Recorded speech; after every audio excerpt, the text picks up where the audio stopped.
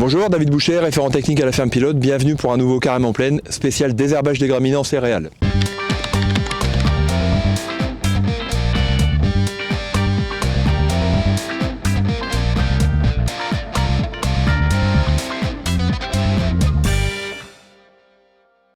Nous sommes aujourd'hui à Gouy-sous-Bellonne, sur le site de la ferme pilote, sur une parcelle d'escourgeons. On va arrêter 6 Luna semées le 15 octobre, précédent blé, avec une très forte pression vulpin, comme vous pourrez le voir derrière moi. Et justement, pour un essai de désherbage en escourgeons, le but c'est de trouver les solutions les plus robustes possibles pour répondre aux problématiques émergentes en région, c'est-à-dire les graminées résistantes. Cette année, on vous apprend rien, les conditions de désherbage sont très compliquées. Sur les premiers semis, on était dans le sec. Vous êtes beaucoup à avoir hésité à avoir désherbé ou pas. Et puis là, dernièrement, on a des semis qui n'ont pas été désherbés, qui arrivent à une feuille, voire 2 feuilles. On se pose des questions, comment on peut faire? Est-ce qu'on aura des solutions qui vont être relativement efficaces? On essaie de vous apporter les clés et les réponses dans cet épisode. Premier élément de réponse, à court terme. À court terme, on a des situations vraiment très compliquées à gérer puisqu'on n'a pas pu désherber, on a semé, et puis les conditions se sont vite détériorées, les tonneaux n'ont pas pu passer dans les champs, ce qui fait qu'aujourd'hui, on arrive sur des vulpins, des raigrats qui sont à une feuille, 2 feuilles. Ça va être très compliqué, ça clairement, il ne faut pas s'en cacher. Donc comment faire? C'est utiliser les solutions habituelles, DFF, flufénacet, prosulfocarbe, et puis les renforcer avec d'autres racinaires qui ont des petites efficacités quand même foliaires, type la panimétalline plutôt pour des situations vulpins ou le chlortoluron pour des situations raigrats. Bien entendu, ça ne sera pas suffisant, clairement. Donc il va falloir des solutions foliaires. Et les foliaires, vous le savez aussi bien que moi, on a tendance à plus trop y croire parce qu'on est souvent en situation d'échec.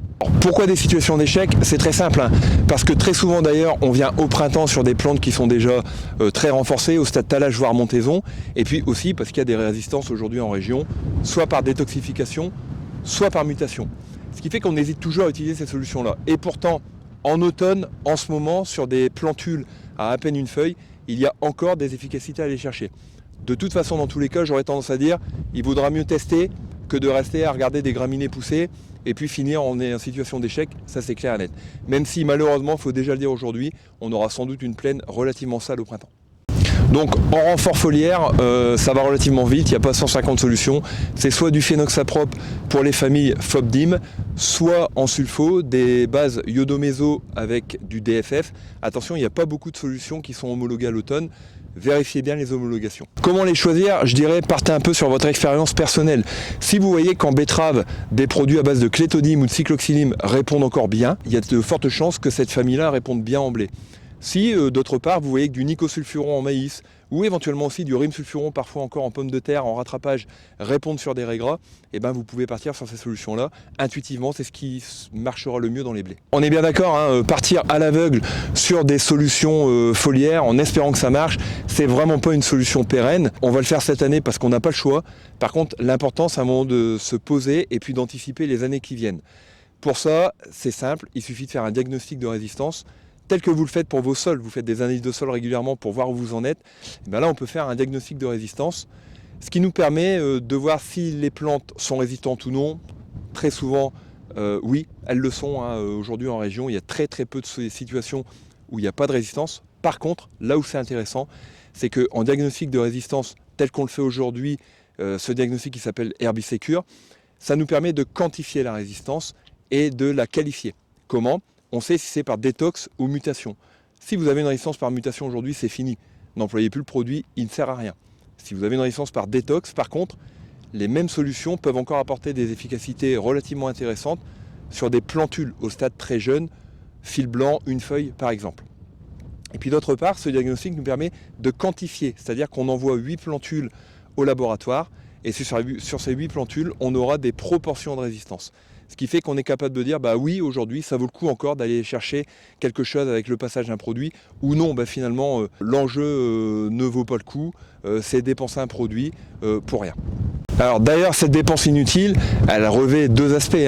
Un aspect environnemental, c'est aller apporter des IST, aller apporter des produits dans un environnement qui n'en a pas besoin si on est en situation de résistance. Et puis, il y a un enjeu économique, puisqu'aujourd'hui, vous le savez très bien, un rattrapage, c'est plusieurs dizaines d'euros par hectare. Si on l'apporte pour rien, quelque part, on impacte la marge complètement inutilement. Ce diagnostic Herbicecure, c'est très simple. Si vous êtes intéressé, vous contactez votre TC, vous nous appelez nous à la ferme pilote.